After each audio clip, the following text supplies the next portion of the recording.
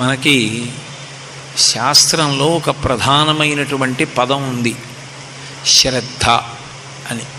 శ్రద్ధ అనేటటువంటి మాటకి అర్థాన్ని చాలా జాగ్రత్తగా అర్థం చేసుకోవాలి. ఎందుకని నేను ఈ మాట అంటున్నానంటే, శ్రద్ధ విహిత కర్మాచరణమునందు కన్నా కూడా యథార్థమునకు నిషిద్ధ కర్మయందు ఎక్కువ తాదాత్మ్యతతో అనుష్ఠిస్తారు. అంత మాత్రం చేత అది శ్రద్ధ కాదు. ఉదాహరణకి తెల్లవారుజామున నిద్ర లేవాలి అని శాస్త్రం చెప్తోంది. నిద్ర లేచినప్పుడు ఎలా నిద్ర లేవాలి, ఎలా ప్రవర్తించాలి శాస్త్రం చెప్తోంది. కానీ చెయ్యవలసిన పని చేసేటప్పుడు శాస్త్రాన్ని సక్రమంగా పాటించామా, శ్రద్ధగా చేశామా లేదా అన్నది పక్కన పెట్టండి. నిషిద్ధ కర్మని చేసేటప్పుడు మాత్రం పరమ జాగ్రత్తతో ఎంతో శ్రద్ధగా చేసినట్లు కనపడుతుంది. అంత మాత్రం చేత అతను శ్రద్ధావంతుడు అని పిలవచ్చా? ఉదాహరణకి ఒక వ్యక్తి పూజ చేసుకుంటున్నాడు. పూజ చేసేటప్పుడు అతను ఎలా పూజ చెయ్యాలో అలా చెయ్యడం లేదు, శ్రద్ధ లేదు. కానీ ఒక దొంగతనం చేసే వ్యక్తి ఉన్నాడు, ఇతరుల యొక్క జేబులు కత్తిరించేవాడు. వాడు ఎప్పుడు ఎవరి జేబు కత్తిరించినా ఇన్ని జేబు దొంగతనాలు సక్రమంగా చేశాను, ఈ ఒక్క జేబు దొంగతనం సక్రమంగా చేయకపోతే వచ్చిన నష్టం ఏముందని చెప్పి అజాగ్రత్తగా చేయడు. ఏ దొంగతనం చేసినా పరమ జాగ్రత్తగానే చేస్తాడు. ఎందుకంటే ఏ ఒక్క దొంగతనంలో అతను దొరికిపోయినా అతని వీపు వాచిపోతుంది. కాబట్టి ప్రతి దొంగతనం చాలా జాగ్రత్తగా, చాలా మెళకువతో చేస్తాడు. అందుచేత అతను శ్రద్ధగా చేస్తాడండి అని చెప్పచ్చా? శ్రద్ధ అన్న మాటకు అసలు యథార్థమైనటువంటి అర్థమేది అంటే, శంకర భగవత్పాదులు జగద్గురువులు, మహాపురుషులు. కైలాస శంకరుడు కాలడి శంకరుడిగా అవతరించి ఈ భూమండలం మీద తిరిగి వేదము యొక్క ప్రమాణమును నిలబెట్టి అవైదికమైనటువంటి వాదనలను ఖండించినటువంటి స్వరూపం, పార్వతీ పరమేశ్వరుల యొక్క సమాగమ స్వరూపం. అందుకే శక్తి స్వరూపమైనటువంటి పరదేవతల నిరంతరము కదులుతూ భారతదేశమంతటా పాదచారి అయి పర్యటించారు.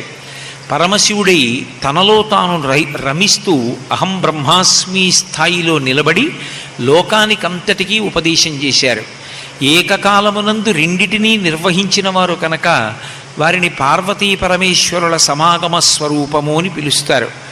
అటువంటి శంకర భగవత్పాదులు స్పృశించినటువంటి విషయం కానీ, శంకర భగవత్పాదులు చెప్పనటువంటిది కానీ, వారు చెయ్యనటువంటిది కానీ లోకంలో లేదు. అటువంటి శంకర భగవత్పాదులు శ్రద్ధ అనే మాట గురించి వ్యాఖ్యానం చేస్తూ ఒక మాట చెప్తారు.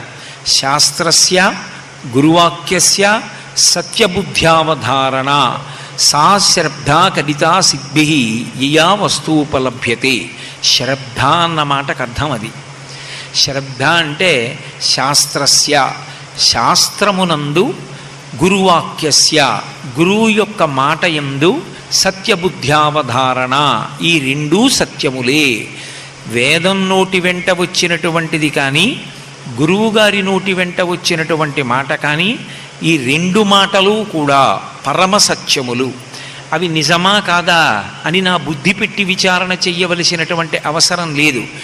వారి నోటి వెంట వచ్చింది అంటే అది సత్యమే, అది నా ఉన్నతి కొరకే అని పరమ విశ్వాసంతో ఎవరు ప్రవర్తిస్తారో, ఎవరు ఆ రెండూ చెప్పినటువంటి మాటలని అనుష్ఠిస్తారో, వేదం చెప్పినటువంటి విషయాన్ని, గురువుగారు చెప్పినటువంటి విషయాన్ని అనుష్ఠించినటువంటి వాడెవరో వాడు సా శ్రద్ధ కడితా సిద్భి, శ్రద్ధ ఉన్నవాడు అని చెప్పబడతాడు. అటువంటి శ్రద్ధ ఉన్నవాడికి యయా వస్తుపలభ్యతే, అతనికి ఉన్నటువంటి శ్రద్ధ కారణం చేత ఆ గురుభక్తి, శాస్త్రమునందు ఉన్నటువంటి భక్తి కారణముగా ఆయన పొందలేనిది అన్నది లోకంలో ఉండదు. ఆయన ధార్మికమైనటువంటి కోర్కెలు తప్ప అధార్మికమైనటువంటి కోర్కెలు కోరడు కనుక, శాస్త్రమునందు గురువునందు అనితరమైనటువంటి భక్తి కలిగినటువంటి వాడి జీవితము ధార్మికంగానే ఉంటుంది కనుక, అటువంటి వాడు కోరినటువంటి కోర్కెలను అనుగ్రహించడంలో భగవంతుడు ఎంతమాత్రమూ వెనుదీయడు. ఆ కారణం చేత అటువంటి వాడు సమస్తమైన ఈప్సితములను పొందుతాడు. కాబట్టి దానికి శ్రద్ధ అని పేరు. తప్ప శ్రద్ధ అన్న మాటలోకి ఇక ఏ ఇతర విషయాన్ని తీసుకొచ్చి చొప్పించడము సాధ్యం కాదు. ఈ శ్రద్ధ అన్న మాట 1కి 10 మార్లు మన కావ్యాలలో పురాణాలలో నిరూపింపబడుతుంది. ఎంత శ్రద్ధాభక్తులు కలిగినటువంటి వారై ఉంటారంటే, ఒకప్పుడు శంకర భగవత్పాదులు నదికి ఈవలి ఒడ్డున ఉన్నారు. నదికి ఆవలి ఒడ్డున శిష్యుడు ఉన్నాడు.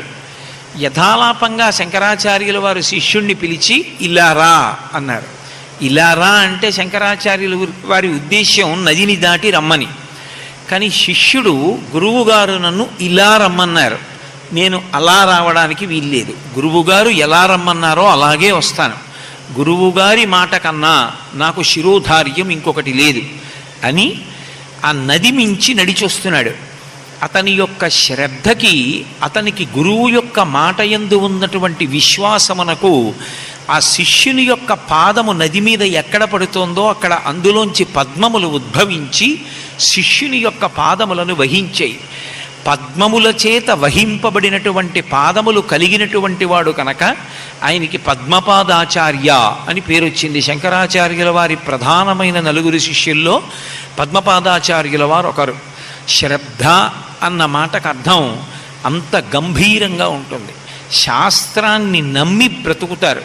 శ్రీరామాయణంలో సీతమ్మ తల్లి సాక్షాత్ పరదేవతా స్వరూపిణి. ఆ లలితాపరాభట్టారికయే, ఆ శ్రీ మహాలక్ష్మియే సీతమ్మ తల్లిగా అవతరించింది. ఆవిడే చెప్పుకుంది అయోధ్యకాండలో అనసూయమ్మతో మాట్లాడుతూ, అమ్మా నా తండ్రి ఈ భూమిని ఆ నాగలి పెట్టి దున్నినప్పుడు నా అంత నేనుగా పైకి లేచానని చెప్పింది. బాలకాండలో జనక మహారాజు గారు కూడా అదే చెప్తాడు. అథమే కృషత క్షేత్రం లంగలాదుద్ధితామయ క్షేత్రం శోధయతా లబ్ధ్వా నామ్నా సీతీతి విశ్రుత అని చెప్పాడు. ఆమె నాకు జన్మించిన బిడ్డ కాదు, నాగలి పెట్టి యజ్ఞము చెయ్యడం కోసమని నేను దున్నుతున్నప్పుడు ఆ నాగలి చాటుకు తగిలి పైకి లేచింది భూమిలోంచి. ఏదో పద్మావతీదేవిలా ఒక మందసంలో దొరికింది అని రామాయణంలో లేదు. భూమి నుండి పైకి లేచింది ఆమె, ఉద్ధిత అన్నారు. అలా పైకి లేచి సీతానామ్నీతి విశ్రుత, సీత అనే పేరు తనే ఉంచుకుని అలా లోకంలో ప్రఖ్యాతి వహించింది. నాకు కుమార్తె అని అనిపించుకుంది కనుక జానకి అని పేరుతో నాకు గౌరవాన్ని తెచ్చింది అన్నారు. కాబట్టి సీతమ్మ తల్లి యథార్థమునకు రామాయణంలో మనుష్యకాంత కాదు, కానీ రాముడు 16 అణాల మనుష్యుడు. ఎందుచేత అంటే ఒక మనుష్యుడిగా వస్తే తప్ప రావణ సంహారం కాదని, కేవలము నరుడిగా రావడం కోసం కౌసల్యాదేవి యొక్క గర్భవాసం ఆ కాలములో ఉండేటటువంటి నియమాన్ని అనుసరించి 12 నెలలు చేసి బయటికి వచ్చాడు. తతశ్చ 12 మాసే చైత్రే నవమికి తిథౌ నక్షత్రేదితి దైవచ్చే శౌచ్య సంస్థేషు 5 గ్రహేషు కర్కటే లగ్నే వాక్పతాం బిందునా సహ ప్రోద్యమానే జగన్నాథం సర్వలోక నమస్కృతం అన్నారు మహర్షి. 12 నెలలు కౌసల్యా గర్భవాసం చేసినటువంటి సమస్త లోకముల చేత నమస్కరింపబడేటటువంటి జగన్నాథుడైనటువంటి శ్రీ మహావిష్ణువు నరుడిగా అవతరించి, నరుడైతే తప్ప రావణ సంహారం చెయ్యడం కుదరదు కనుక బ్రహ్మగారిచ్చినటువంటి వరాన్ని సత్యం చేయడం కోసం ఒక మనుష్యుడిగా వచ్చి, మనుష్యునిగా ప్రవర్తించి, మనుష్యునిగా జీవించి రావణ సంహారం చేశాడు.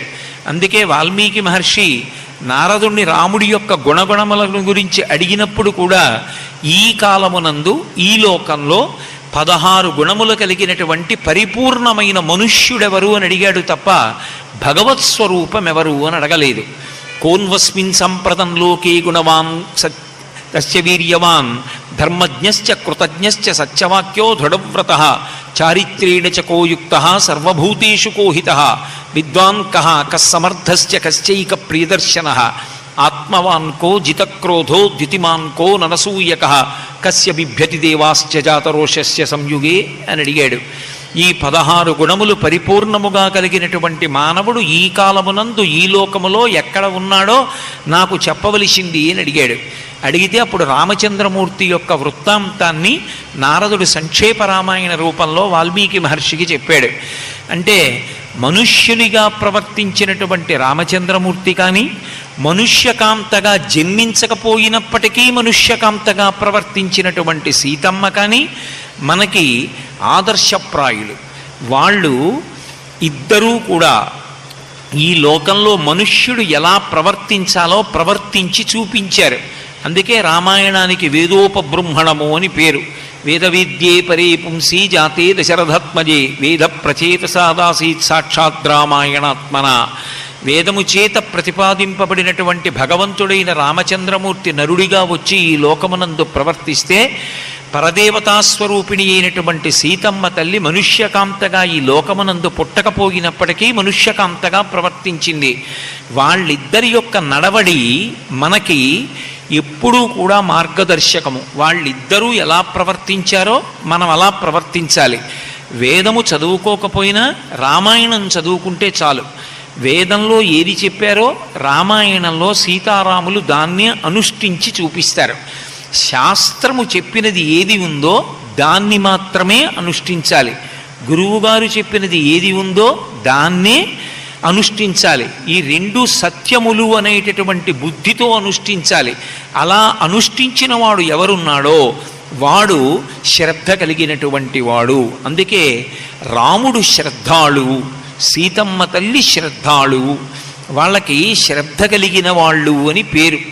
అటువంటి శ్రద్ధ లోకంలో అత్యంత ప్రధానమైనదై ఉంటుంది. మనుష్య జీవితము తరించాలంటే తప్పకుండా ఉండవలసినటువంటి లక్షణం ఏది అంటే శ్రద్ధ కలిగి ఉండాలి. ఆ శ్రద్ధ గురువు యొక్క వాక్యము చేత మనకి ఉద్దీపనమవుతుందంటే బాగా పెరుగుతుంది. ఆ గురువు వేదంలో చెప్పినటువంటి మాట కన్నా భిన్నమైనటువంటి మాట గురువు చెప్తాడా? ఒక్కనాటికి చెప్పడం. ఒకవేళ లోకంలో ఎవరైనా వేదానికన్నా కూడా వ్యతిరేకంగా చెప్పారనుకోండి, అది ప్రమాణం కాదు. ఎంత గొప్పవాడనిపించుకున్నవాడైనా కావచ్చు, వేద వ్యతిరిక్తంగా చెప్పిన మాట సత్యము కాదు, ప్రమాణము కాదు, ఆచరణీయము కాదు. దాన్ని ఆచరించవలసినటువంటి అవసరం ఉండదు. గురువు అన్నవాడు ఎవ్వరూ కూడా అలా చెప్పడు. ఎందుకని అంటే గురువు అన్న మాటకు అర్థం ఏమిటంటే అధిగత తత్వ శిష్యహితయోద్యత సతతం అని. అధిగత తత్వ అంటే తత్వమును తాను బాగుగా ఎరిగినటువంటి వాడు. తిమిరి యజ్ఞాన తిమిర ప్రదీపమగుచు అవ్యయంబగు బ్రహ్మంబుననుభవించి భరిత సత్వుండు సత్కర్మ నిరతుడతుల భూసుర శ్రేష్ఠుడలగుండు బుధనుతుండు అంటాడు కృష్ణుడు సాందీపని మహర్షి గురించి మాట్లాడుతూ. శాస్త్రముల యొక్క సమస్త సారాంశాన్ని తాను తత్వంగా గ్రహించి, తాను గ్రహించడమే కాకుండా శిష్యుల యొక్క అభ్యున్నతి కొరకు నిరంతరము ప్రయత్నించేటటువంటి వాడెవరో ఆయన గురువు. అందుకే గురువు యొక్క మాట వేదములో చెప్పినటువంటి విషయం కన్నా భిన్నంగా ఉండేటటువంటి అవకాశం అసలు ఎప్పుడూ ఉండదు. గురువుగారు చెప్పిన మాట, వేదంలో చెప్పిన మాట రెండూ ఒక్కటే అయి ఉంటాయి తప్ప అసలు వేదంలో చెప్పనటువంటి విషయాన్ని గురువుగారు చెప్పడం అనేటటువంటి మాట ఉండదు. అందుకే ఏ కార్యం చేసినా సా శ్రద్ధ కదితా సిద్ధి, శ్రద్ధగా చెయ్యడం అనేటటువంటిది నేర్చుకో. శ్రద్ధగా చెయ్యని కార్యం ఏమవుతుంది అని అడిగారు. తంతు అని పిలిచారు. తంతు అంటే అలా చెయ్యాలని చెప్పారు కాబట్టి అలా చేస్తున్నాడు. దాంట్లో మనస్సు ఏమైనా ఉందా? దాంట్లో శాస్త్రానికి ప్రమేయం ఏమైనా ఉందా? అందులో గురువుగారి మాటకి ప్రమేయం ఏమైనా ఉందా? ఏం ఉండదు. ఆయనకు అలా చెయ్యాలనిపించింది అలా చేస్తూ ఉంటాడు. అప్పుడు దానికి ఆ చేసిన పనిని ఏమని పిలుస్తారంటే శాస్త్రంలో తంతు చేశాడు అంటారు. తంతు అంటే దానికి ఏం ప్రమాణం లేదు. అలా ఆయన చేశాడు, ఏమైనా అభ్యున్నతి కలుగుతుందా? చెప్పడం కష్టం. ఆయన్ని చూసి మిగిలిన వాళ్ళు చేస్తే అసలు తప్పు, మరింత తప్పు మార్గంలో వెళ్ళిపోయినట్టు. అందుకే ఏ పనైనా చేసేటప్పుడు శ్రద్ధాళు అయి చెయ్యమని చెప్పారు. శ్రద్ధ అన్న మాట గురించి నేను మీకు ఒక విషయంలో అన్వయం చేసి చెప్పాలి అంటే, మనందరం ప్రతిరోజు పూజ చేస్తూ ఉంటాం. పూజ చెయ్యకుండా ఎవరు ఉండరు. అసలు పూజ చేస్తే ఏమొస్తుంది? నేను ప్రతిరోజు భగవంతుణ్ణి పూజ చేశాను అనుకోండి, ఏమొస్తుంది నాకు అని అడిగారు అనుకోండి. ఏమంటే నాకు మీ కోరికలు తీరుతాయి అన్నారు అనుకోండి. నాకు ఏ కోరికలు లేకపోతే అప్పుడు ఎందుకు నేను పూజ చేయడం? అంటే ఎవడు పూజ చేశాడో వాడు పూజనీయుడవుతాడు. ఎందుకు పూజనీయుడవుతాడు అంటే దానికి కారణము శ్రద్ధ. నేను మీతో ఆ విషయాన్ని బాగా స్పృశిస్తే మీకు అర్థమవుతుంది. మనకి లలితా సహస్రనామ స్తోత్రంలో వ్యాస భగవానుడు పూజ గురించి మాట్లాడుతూ ఒక మాట అంటాడు, పంచసంఖ్యోపచారిణి అని పిలిచాడు. భగవంతుడికి చేసేటటువంటి ఉపచారములకు పూజ అని పేరు. పూజ ఎప్పుడు చెయ్యాలి అంటే మన ఇష్టం వచ్చిన సమయంలో, మనకి అనుకూలమైనటువంటి కాలంలో, మన ఇష్టం వచ్చిన రీతిలో పూజ చెయ్యడానికి వీలు లేదు. ఏదైనా శాస్త్రం ఎలా నిర్దేశించిందో అలాగే పూజ జరగాలి. పూజ జరగవలసినటువంటిది సూర్యోదయాత్పూర్వం తెల్లవారుజాము కాలంలో పూజ ప్రారంభం చెయ్యాలి అని శాస్త్రము యొక్క వాక్కు. అది కేవలము భగవదారాధన కొరకు మాత్రమే వినియుక్తమయ్యేటటువంటి కాలము తప్ప ఏ ఇతరమైనటువంటి పనికి కూడా ఉపయోగించడానికి ఉపయుక్తము కాని కాలము. కేవలము భగవద్ అనుగ్రహం పొందడానికి వీలైనటువంటి మనసు ధ్యానమునందు నిలబడగలిగినటువంటి వాతావరణము అంతటా ప్రకాశించేటటువంటి కాలము కనుక ఆ తెల్లవారుజాము కాలం పూజకి ఉపయుక్తమై ఉంటుంది. అటువంటి పూజాకాలంలో పూజ చేస్తున్నాను అన్నప్పుడు ఏం చేస్తాడు? పూజలో భగవంతుడికి ఉపచారములు చేస్తాడు. ఏదో భగవంతుణ్ణి ఆవాహయామి అంటాడు, అయ్యా రండి. ఆవాహయామి అంటే స్వాగతం పలకడం. అక్కడ లేదా మూర్తి, అక్కడే ఉంది. అయినా ఆర్తితో పిలుస్తాడు. నేను మీ ఇంటికి వచ్చాననుకోండి, మీరు నన్ను రమ్మని పిలిచారు, నేను మీ ఇంటికి వచ్చాను, గుమ్మం దగ్గరికి వచ్చి చెప్పులు విప్పుకుంటున్నాను. ఇప్పుడు నేనేం చేస్తాను? మీ ఇంట్లోకి వస్తాను. ఎందుకంటే మీరు ఆహ్వానించారు, నేను అంగీకరించాను, వచ్చిన ప్రయోజనమే అది. కాబట్టి ఇప్పుడు గడప దాటి లోపలికి వస్తాను. అయినా మీరేమంటారు? అయ్యా రండి రండి రండి రండి కోటేశ్వరరావు రండి అంటారు. ఎందుకు అనడం? అలా అనకపోతే నేను రానా? వస్తాను. మరి అనడం ఎందుకు అంటే పొంగినటువంటి ప్రేమ వాగ్రూపాన్ని పొందితే ఆహ్వానమవుతుంది. అయ్యా రండి అని పరమ సంతోషంతో ఆహ్వానం పలుకుతారు. అలాగే పరమేశ్వరుడికి కూడా ఆవాహయామి, రండి కూర్చోండి, ఆసనం సమర్పయామి, ఇదిగో ఆసనం వేశాం కూర్చోండి, పాదయోహో పాద్యం సమర్పయామి, కాళ్ళు కడుక్కోండి, హస్తయోహో అర్ఘ్యం సమర్పయామి, చేతులు కడుక్కోండి. మన ఇంటికి ఒక అతిథి వస్తే మనం ఎలా సత్కరిస్తామో అలాగే భగవంతుడి విషయంలో కూడా ఉపచారములు అంటారు. ఉపచారములు అంటే ఒక అతిథి మన ఇంటికి వస్తే మనం ఎలా గౌరవం చేస్తామో అలాగే భగవంతుడి పట్ల కూడా గౌరవం చేస్తాం.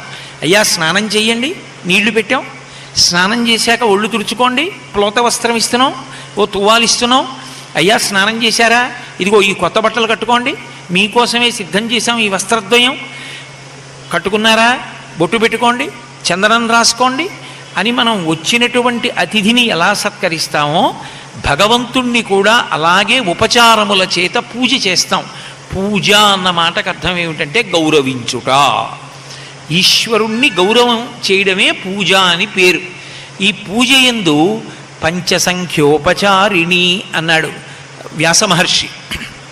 5 ఉపచారములు మాత్రం ప్రతి ఇంట్లోనూ జరుగుతూ ఉండాలి. ఆ 5 ఉపచారములను చెయ్యకపోతే ఆ పూజకి అర్థం లేదు. అసలు అది పూజ చేశారని చెప్పడం కుదరదు. ఏవి 5 ఉపచారాలు? గంధ పుష్ప ధూప దీప నైవేద్యములు అంటారు. ఈ 5ంటిని పంచోపచారములు అంటారు. ఇవాళ దేశంలో దురదృష్టం ఎలా ఉంది అంటే దేవాలయాలలోనూ గంధపు సానం ఉండదు, గంధపు చెక్క ఉండదు, ఇళ్లల్లోనూ గంధపు సానం ఉండదు, గంధపు చెక్క ఉండదు. మరి ఏది గంధం రూపంలో ఈశ్వరుడికి మనం అల్లతేది అంటే ఎక్కడో ఏదో అమ్ముతూ ఉంటారు, అదంతా కొయ్యకుండా అందులో కొంత పరిమళ ద్రవ్యాన్ని కలిపి అమ్మేస్తూ ఉంటారు. అది తీసుకొచ్చి ఈశ్వరుడికి అలదేస్తూ ఉండడం, అది తీసుకొచ్చి బిందెలు నీళ్లల్లో కలిపి ఈశ్వరుడికి అభిషేకం చేసేస్తూ ఉండడం. అసలు నిజంగా చందనం అంటే సాన మీద చందనపు దొంగ అరగ తీసి చందనాన్ని తీయాలి. ఇప్పటికీ చాలా ఇళ్లల్లో సశాస్త్రీయంగా అలా గంధాన్ని తీసి ఈశ్వరుడికి అలదుతూ ఉంటారు. అటువంటి చందనం ఈశ్వరుడికి సమర్పించాలి. అది ప్రతి ఇంటిలోనూ జరగవలసిన ఉపచారం. ఇంట్లోనే ఆ ఉపచారం జరిగితే దేవాలయంలో తప్పకుండా జరగాలి. మీరు ఇవాల్టి రోజున చాలా దేవాలయాల్లో గంధపు చెక్క సానా ఏది అని అడగండి, అసలు ఉండనే ఉండదు. చాలా దేవాలయాల్లో ఉండదు. అంటే అసలు వ్యాస భగవానుడు చెప్పిన 5 ఉపచారములలో మొదటి ఉపచారం చేయడానికి కావలసినటువంటి పరికరములే ఆ గుడికి లేవు. ఏమిటి పూజలు జరుగుతున్నాయి?